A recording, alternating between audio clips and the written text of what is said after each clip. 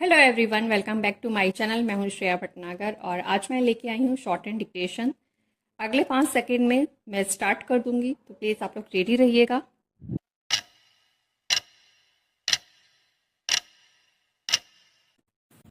गहराती वैश्विक मंदी का सामना करने के संबंध में भ्रम की स्थिति बनी हुई है। एक ओर भारत ने G20 तथा दूसरे वैश्विक मंचों पर खुले व्यापार को अपनाने का अपना इरादा स्पष्ट किया है और दूसरी ओर भारत सरकार संरक्षण की तरफ बढ़ रही है। पिछले दिनों एक्साइज ड्यूटी में 4% की भारी कटौती की गई है। इसका अर्थ हुआ कि भारत में बना माल सस्ता हो जाएगा, जबकि आयातित माल पर आयकर पहले की तरह लगेगा। सोयाबीन तेल एवं विशेष प्रकार की स्टील पर भी हाल में आयात कर बढ़ाए गए हैं, जिससे घरेलू उत्पादकों की सस्ते आयातों से रक्षा की जा सके। लगभग ऐसी ही स्थिति दूसरे देशों में है। बराक ओबामा ने विश्व बाजार को अमेरिकी उत्पादकों के लिए खोलने पर जोर दिया है। यह खुले व्यापार का आह्वान है, पर उन्होंने घरेलू कार निर्माताओं के लिए 17 अरब डॉलर के विशाल पैकेज का भी समर्थन किया है। यह पैकेज संरक्षण का ही एक रूप है। इस पैकेज के तहत अमेरिकी कंपनियों को विशेष राहत पहुंचाई जाएगी, जिससे सस्ते आयात के सामने वे खड़े रह सकें। ओबामा ने श्रम मानकों को विश्व व्यापार के नियमों में सम्मिलित करने की भी वकालत की है।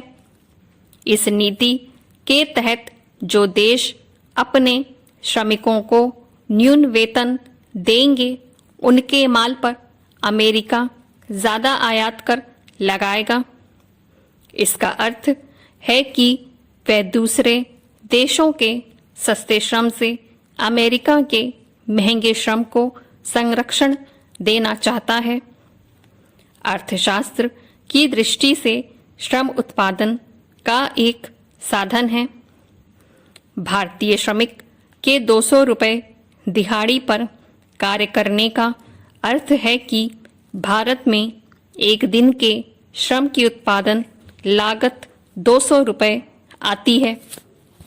यदि भारत श्रम को सस्ता उत्पादित कर सकता है, तो विश्व के लिए हितकारी है कि भारतीय श्रम का उपयोग अधिक और अमेरिकी श्रम का उपयोग कम करे।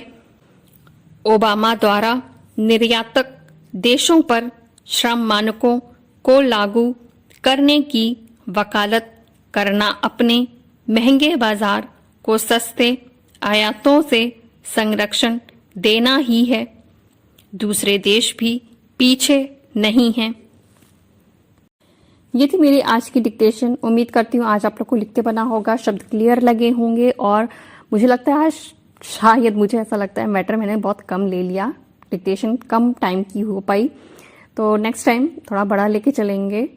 और कहीं कोई दिक्कत हो, परेशानी हो, आप मुझे कमेंट करके ज़रूर बता सकते हैं। और अब इसके आगे का हम लेंगे यहाँ से पिछले दिनों आई एक खबर में, जो इसके नीचे का पैराग्राफ है वो लेके चलेंगे हम। और कहाँ तक लेना है ये मैं बता देती हूँ आप लोगों को। ये मैं लूंगी यहाँ पे ऊपर, देखिए लास्ट नीचे साइड वाले पैराग्राफ में देखिएगा, सस्ते माल के निर्यात से होने वाला लाभ इसके अतिरिक्त होगा।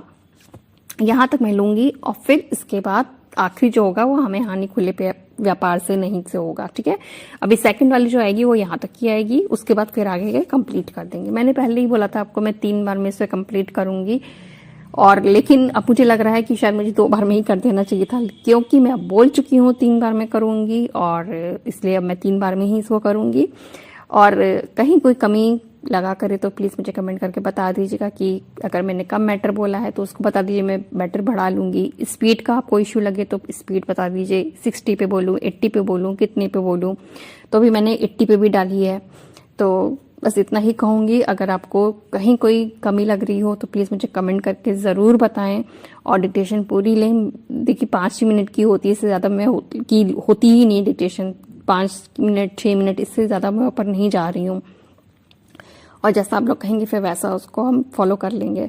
बस इतना ही कहूँगी। इसको चेक कर लीजिएगा और इसके आगे के जो वर्ड्स हैं, टफ वर्ड्स जो अंडरलाइन हैं, अब तो मैं बता चुकी हूँ कई बार, तो आप लोग को समझ में आ ही गया होगा। जितने भी इसमें अंडरलाइन वर्ड्स हैं उनकी प्रैक्टिस कर लीजिएगा 5-5 लाइन, ताकि जब मैं नेक्स्ट वीडियो लेके आऊँगी तो आप लोग को लिखने में आसानी होगी। तो बस अभी आज के लिए इतना ही। मिलेंगे दूसरी डिक्टेशन के साथ जल्दी। तब तक के लिए bye bye, take care, thank you.